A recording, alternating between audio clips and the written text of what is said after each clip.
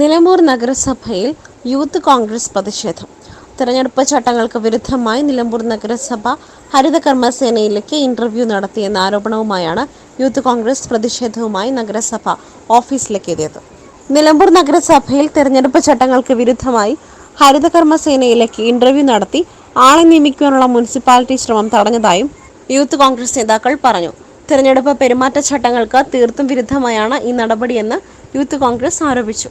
നിലമ്പൂർ നഗരസഭയിൽ ഹരിതകർമ്മ സേനയിലേക്ക് ആളുകളെ നിയമിക്കുന്നതിന്റെ ഭാഗമായിട്ട് 2024 പാർലമെന്റ് തെരഞ്ഞെടുപ്പ് ചട്ടങ്ങൾ മുഴുവൻ മറികടന്നുകൊണ്ട് ഇവിടെ ഇന്റർവ്യൂ നടക്കുന്നതായിട്ട് അറിഞ്ഞുകൊണ്ടാണ് Nilambur municipal youth Congress committee ഇവിടേക്കൊരു പ്രതിഷേധമായി എത്തുന്നത്. യൂത്ത് കോൺഗ്രസിന്റെ പ്രതിഷേധം അറിഞ്ഞുകൊണ്ട് ഇന്റർവ്യൂവിന് വിളിച്ചു വരുത്തിയ ആളുകളെ ഇവിടുന്ന് പറഞ്ഞയക്കുന്ന സാഹചര്യമാണ് ഉണ്ടായത്.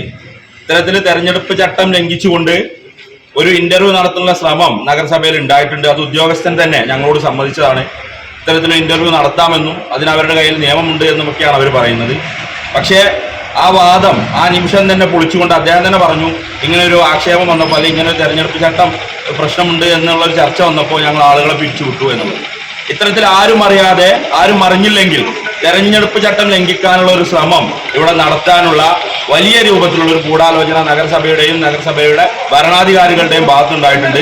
യൂത്ത് കോൺഗ്രസ് നടത്തിയ പ്രതിഷേധത്തെ തുടർന്ന് അധികൃതർ ഇന്റർവ്യൂ നിർത്തിവെച്ചു. നഗരസഭ അധികാരികളുടെ ചട്ടലംഘനത്തിനെതിരെ തെരഞ്ഞെടുപ്പ് കമ്മീഷനും ജില്ലാ കളക്ടർക്കും പരാതി നൽകുമെന്നും യൂത്ത് കോൺഗ്രസ് നേതാക്കൾ അറിയിച്ചു.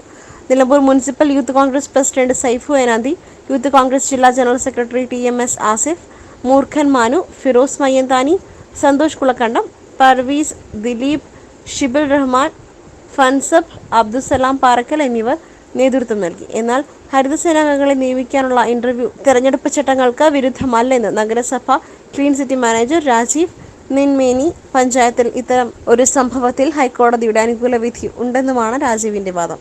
ഇതിന്റെ പേരിൽ വിവാദം വേണ്ടെന്ന സാഹചര്യത്തിലാണ് ഇന്റർവ്യൂ ഒഴിവാക്കിയതെന്നും ക്ലീൻ സിറ്റി മാനേജർ പറഞ്ഞു. SS Gold, pure gold. SS Group, Nilambur.